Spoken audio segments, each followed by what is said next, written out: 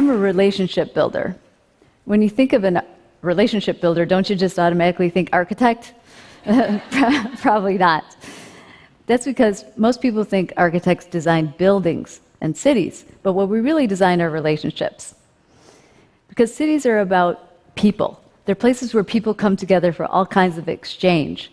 And besides skylines, they're highly specific urban habitats with their own insects, plants, and animals, and even their own weather. But today, urban habitats are out of balance. Climate change, together with political and economic troubles, are having an impact. They're adding up and stressing out cities and us, the people who live in them. For me, the field of ecology has provided important insight, because ecologists don't just look at individual species on their own, they look at the relationships between living things and their environment. They look at how all the diverse parts of the ecosystem are interconnected, and it's actually this balance, this web of life that sustains life. My team and I have been applying insights from ecology to architecture to see how physical space can help build stronger relationships. The projects I'm going to show you today use the idea of building relationships as the key driver for design. Here's an example of what I mean. Recently, we were asked to design a center for social justice leadership called the Arcus Center. They asked us for a building that could break down traditional barriers between different groups, and in doing so, create possibilities for meaningful conversations around social justice. The students wanted a place for cultural exchange. They thought a place for preparing food together could do that. And they wanted to be welcoming to the outside community. They thought a fireplace could draw people in and help start conversations. And everybody wanted the work of social justice to be visible to the outside world. There really wasn't a precedent for this kind of space, so we looked around the globe and we found examples of community meeting houses. And community meeting houses are places where there's very specific relationships between people, like this one in Mali, where the elders gather.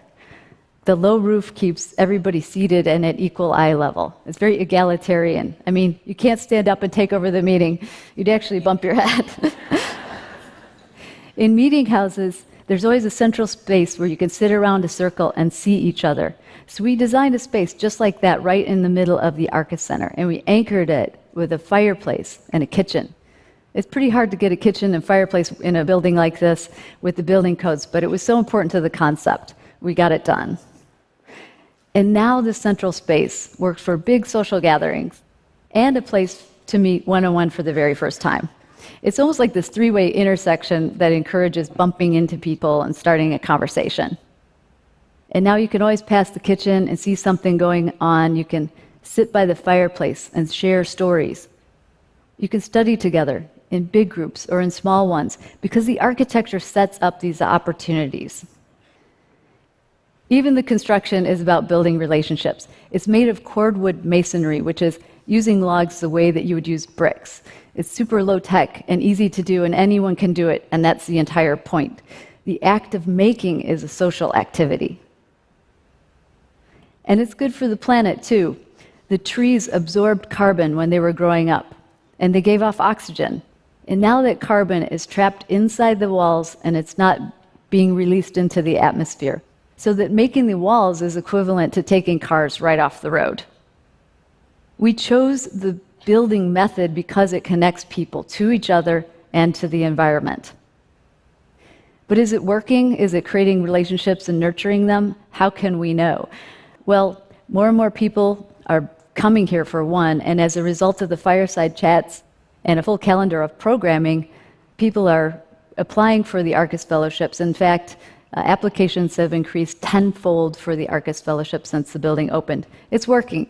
It's bringing people together. So I've shown how architecture can connect people on this kind of horizontal campus scale, but we wondered if social relationships could be scaled up, or rather upward, in tall buildings. Tall buildings don't necessarily lend themselves to being social buildings. They can seem isolating and inward. You might only see people in those awkward elevator rides. But in several major cities, though, I've been designing tall buildings that are based on creating relationships between people. This is Aqua. It's a residential high-rise in Chicago, aimed at young urban professionals and empty nesters, many of them new to the city. With over 700 apartments, we wanted to see if we could use architecture to help people get to know their neighbors, even when their homes are organized in the vertical dimension. So we invented a way to use balconies as the new social connectors. The shapes of the floor slabs vary slightly, and they transition as you go up the tower. And the result of this is that you can actually see people from your balcony. The balconies are misregistered. You can lean over your balcony and say, "Hey," just like you would across the backyard. And to make the balconies more comfortable for a longer period of time during the year, we studied the wind with digital simulations. So the effect of the balcony shapes breaks up the wind and confuses the wind and makes the balconies more comfortable and less windy. And now, just by being able to go outside on your balcony or on the third floor roof terrace, you can be connected to the outdoors, even when you're way above the ground plane. So the building acts to create community within the building and the city at the same time. It's working.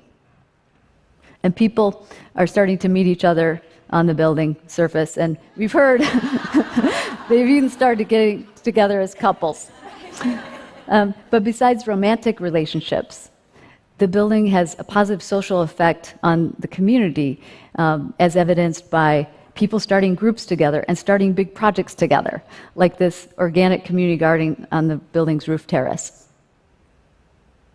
So I've shown how tall buildings can be social connectors, but what about public architecture? How can we create better social cohesion in public buildings and civic spaces, and why is it important? Public architecture is just not as successful if it comes from the top down. About 15 years ago in Chicago, they started to replace old police stations. And they built this identical model all over the city. And even though they had good intentions of treating all neighborhoods equally, the communities didn't feel invested in the process or feel a sense of ownership of these buildings. It was equality in the sense that everybody gets the same police station, but it wasn't equity in the sense that responding to each community's individual needs. And equity is the key issue here. You know, in my field, there's a debate about whether architecture can even do anything to improve social relationships. But I believe that we need architecture and every tool in our toolkit to improve these relationships. In the US, policy reforms have been recommended in order to rebuild trust. But my team and I wondered if design and a more inclusive design process could help add something positive to this policy conversation. We asked ourselves simply, can design help rebuild trust? So we reached out to community members and police officers in North Lawndale. It's a neighborhood in Chicago where the police station is perceived as a scary fortress surrounded by a parking lot. In North Lawndale, people are afraid of police and of going anywhere near the police station, even to report a crime. So we organized this brainstorming session with both groups participating, and we came up with this whole new idea for the police station. It's called polis station, and polis is a Greek word that means a place with a sense of community. It's based on the idea that if you can increase opportunities for positive social interactions between police and community members, you can rebuild that relationship and activate the neighborhood at the same time. Instead of the police station as a scary fortress, you get highly active spaces on the public side of the station. Places that spark conversation, like a barbershop, a coffee shop, or sports courts as well. Both cops and kids said they love sports. These insights, they came directly from the community members and the police officers themselves. And as designers, our role was just to connect the dots and suggest the first step. So with the help of the city and the parks, we were able to raise funds and design and build a half court right on the police station parking lot. It's a start, but is it rebuilding trust? But people in North Lawndale say that kids are using the courts every day, and then they even organize tournaments like this one shown here, and once in a while an officer joins in.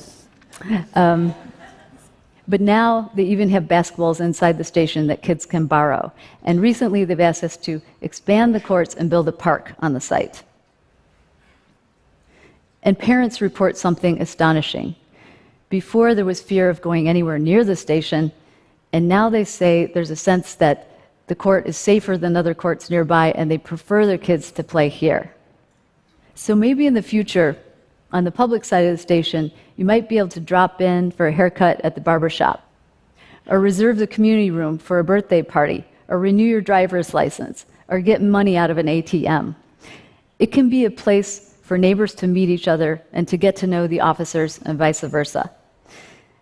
This is not a utopian fantasy. It's about how do you design to rebuild trust, trusting relationships.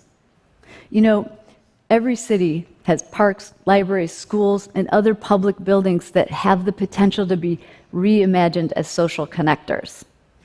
But reimagining the buildings for the future is going to require engaging the people who live there. Engaging the public can be intimidating. I've felt that too. But maybe that's because in architecture school, we don't really learn how to engage the public in the act of design. We're taught to defend our design against criticism. But I think that can change too. So if we can focus the design mind on creating positive, reinforcing relationships in architecture and through architecture, I believe we can do much more than create individual buildings. We can reduce the stress and the polarization in our urban habitats. We can create relationships. We can help steady this planet we all share. See? Architects really are relationship builders. Thank you very much.